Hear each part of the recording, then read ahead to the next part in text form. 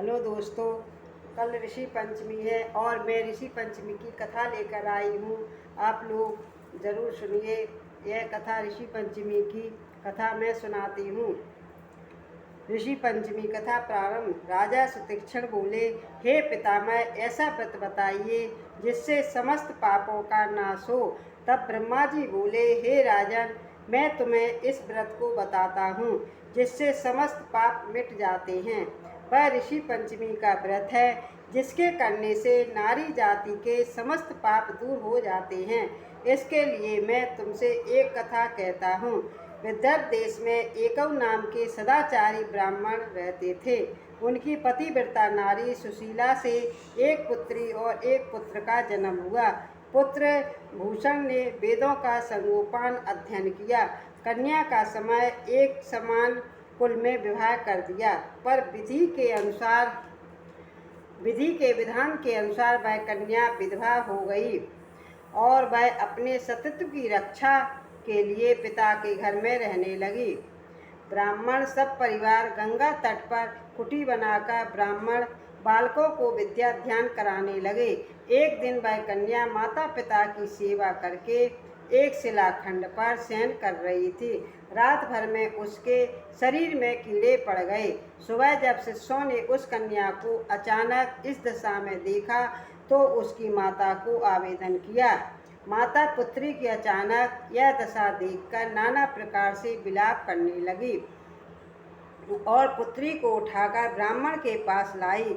ब्राह्मण भी अपनी पुत्री की दशा देखकर अति विस्मय को प्राप्त हुआ। तब ब्राह्मणी ने हाथ जोड़कर कहा, हे महाराज, यह क्या कारण है? इस पुत्री के सारे शरीर में कीड़े पड़ गए। तब ब्राह्मण ने ध्यान धरकर देखा तो पिता चला कि यह पुत्री 7 जन्म पूर्व ब्राह्मणी थी।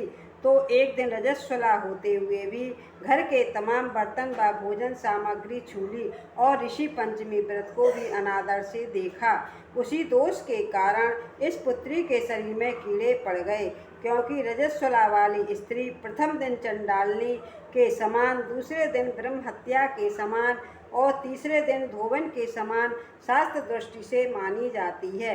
इस कन्या ने ऋषि पंचमी व्रत दर्शन अपमान के साथ किए। इससे ब्राह्मण कुल में जन्म तो हुआ, पर शरीर में कीड़े पड़ गए।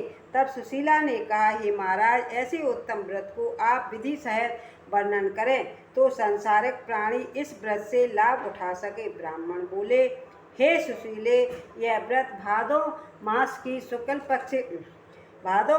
शुक्ल पक्ष पंचमी के दिन धारण किया जाता है। इस दिन पवित्र नदी में स्नान कर व्रत धारण करें। शाम को सप्त ऋषियों का पूजन विधि पूर्वक करना चाहिए। भूमि को शुद्ध गोबर से लीपकर उस पर अष्टकमल बनाकर नीचे लिखे सप्त ऋषियों का स्थापन करें। महर्षि कश्यप, आत्रि, भरद्वाज, विश्वामित्र, गौतम, जन्म, वशिष्ठ महर्षियों की स्थापना कर आचमन, स्नान, चंदन, पुष्प, धूप, दीप, निवेद आदि से पूजन करना चाहिए।